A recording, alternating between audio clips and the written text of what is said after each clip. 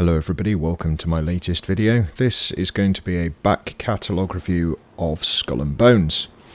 Now, I freely admit I was extremely interested in this game when it first came out. To the extent that I was exceptionally excited at the prospect of having another pirate game by the same team who made Assassin's Creed Black Flag. Assassin's Creed Black Flag is my favourite Assassin's Creed game, primarily because I spent all of my time doing the ship-based combat, the ship-based missions, and fighting off the legendary ships, etc, etc. It just had something about it. Now, I have done I suppose, first look at this video when it first, at this game when it first came out. And suffice to say, I did a comparison between this and Black Flag. This didn't fare very well, and I have basically shelved it ever since. I have recently heard there have been a lot of updates since it's come out, and the developers have released a letter to the community thanking them for all of their support and basically explaining their thought process for the future of the game, and saying that the community around the game is extremely passionate. It's not something I experienced when it first released, and knowing how Anthem was received, I thought maybe things have turned around, because if that many people have continued playing when there is in my opinion, a better version of the game that's been out for, 12 years now? Something must have improved. Now, for fear of everyone switching off at this point because they've been given the result, it hasn't improved. And I'm going to go into exactly why in this video. So if you're only interested in whether or not this is better than Black Flag, you pretty much can stop watching now, because the answer is categorically no, it isn't. So, why isn't it? That's where we're getting into. Firstly, ship combat is okay. I'm not going to say it's ideal. It's not as good as Black Flag, and I will explain why in a second. But you do have different types of weapons that you can equip to your ship.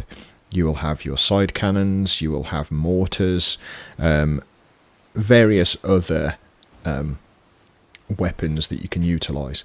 What you can't do is you can't use culverins. Now, culverins, especially in Black Flag, are little hand cannons that are attached to the side of the ship that when you get close you can use to take out crew members.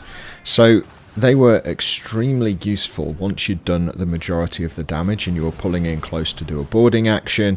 You could use the culverin to basically kill off some of the people on board. Now, I said a second ago I would tell you why this is not as good as Black Flag. It's not just the culverins, it's also the boarding actions.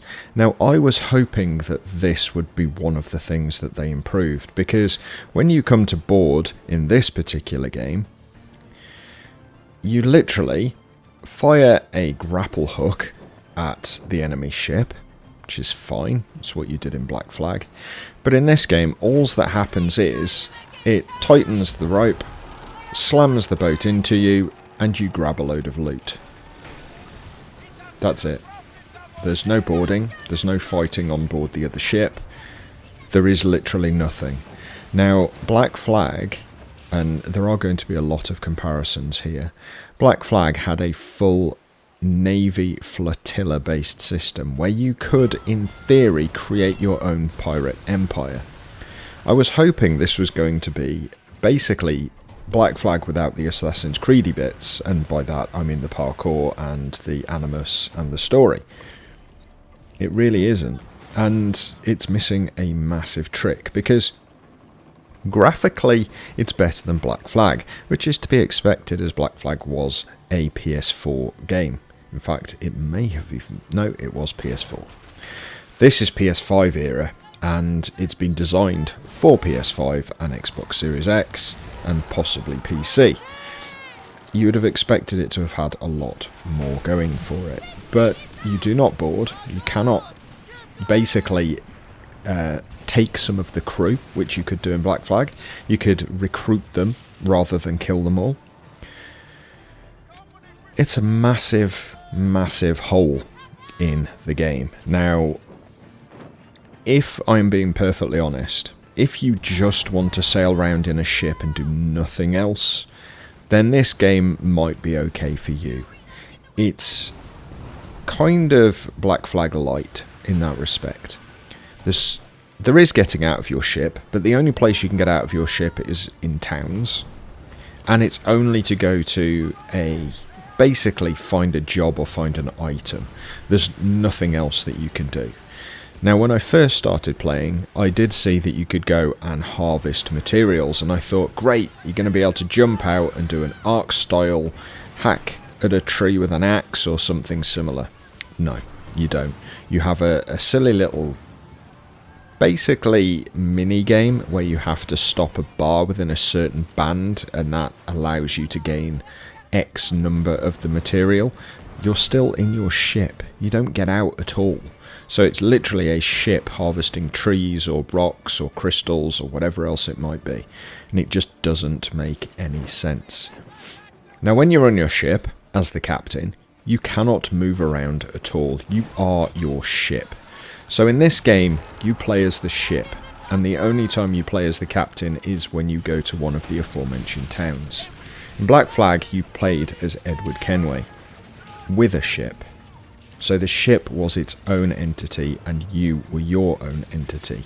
You basically had two characters in as far as the ship combat and the land-based combat was concerned. Now, one of the other things you could do in Black Flag that you can't do here is rescue survivors from the water. I don't think I've ever managed to do that in this game. Maybe I have, but I don't remember ever doing it.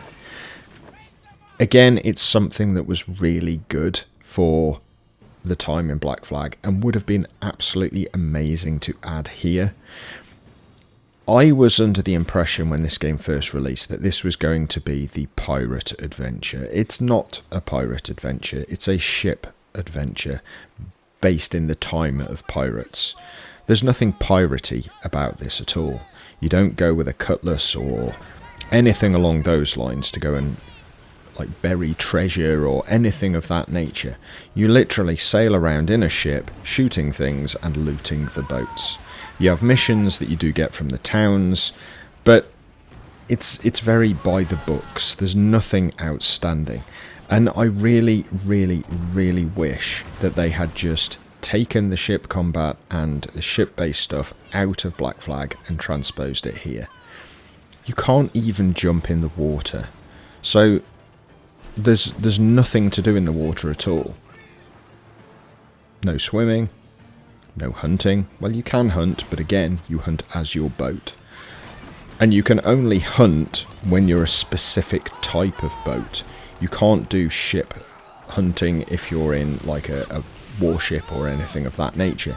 You have to almost be in a rowboat to do it. A very small ship which has got spears for its main weapons. It's lacking in so many areas. Now, there are some things that it does well, and this is where it's even more disappointing. It has got a pretty decent openish world. Now, the world is smaller than Black Flag, don't get me wrong. Or it feels smaller, I should say. There are other players in that world, and I would have loved to have been able to do a Black Flag with other people, so you can create your own flotilla. As I said, you had a flotilla, but you could order them to go to specific regions to do resource runs and things like that, but that was it. You couldn't control them directly, and they weren't other players. It would have been amazing if you could have done that sort of thing by doing missions as kind of like a pirate enclave or something similar. No, you can't. But visually, I think this game is stunning. The water is really, really nice. I know that sounds like a really stupid thing to say after so many criticisms, but it's actually quite difficult, even in this day and age, to get water correctly done. So one of the things that I'm talking about there is, you probably saw it a second ago and you will see it again in another second, that the water actually has a different colour at the back of one of the waves. So as the waves go past, you can actually see a slightly different coloured water behind them, and that's basically the oxygenation that's happened. It's a really nice touch, and to be perfectly honest, I wish they'd paid that much attention to the rest of the game. If they'd put that much thought into allowing your character to get off the ship, to swim, to hunt, to go on land and do harvesting rather than getting the ship to do the harvesting. If they'd put that much thought process into the rest, I think this could definitely have been something special. Now, on screen you can see that I'm going to say character, but my ship is coming into port. Now this is the main hub for at least the starting area. I haven't played enough to get to other towns really, because like I say, there's just not enough content to grip me. But this is the only sort of area where you are going to get land-based walking around. There's no parkour, which is great. You know, you don't have to have parkour in games like this, and it's one of the things I was looking forward to them removing from the game in comparison to Black Flag. Definitely, as I've said before, wasn't expecting them to remove the pirate stuff as well. But you have mailbox where you get offered stuff. It's definitely got modern tropes where it just feels like they're trying to do a live service world.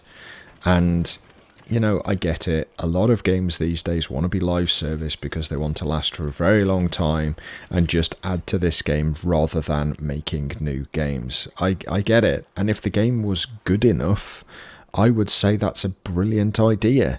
I mean, if you just look at a game like No Man's Sky, from where it began to where it is now, that live service model has actually really helped, especially as all of the content they've put out is free. If this game had transformed as much in the first year as No Man's Sky had, this would be a very different video. We would be talking about the fact that you can jump out of the ship, you can do various other things like that. But we're not. We're talking about the fact that, to my eye, after nearly a year of not playing the game, it's exactly the same. I literally cannot see any differences. Apart from, as you're about to see, they've added some features to some of the NPCs. So this guy can now salvage items for you. Why was that not a thing originally?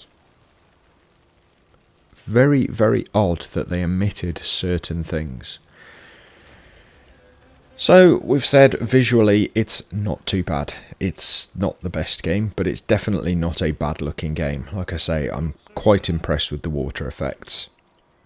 The running, the animation is relatively good, although there is nowhere near enough of it.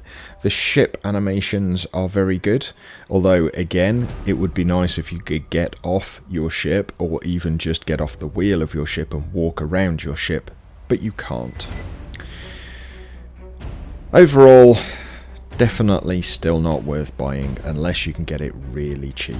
And with that very disappointing statement, I'm going to leave it there. Thanks very much for watching, guys. Really do appreciate it. And I look forward to seeing you for my next video very soon. You all take care. Bye for now.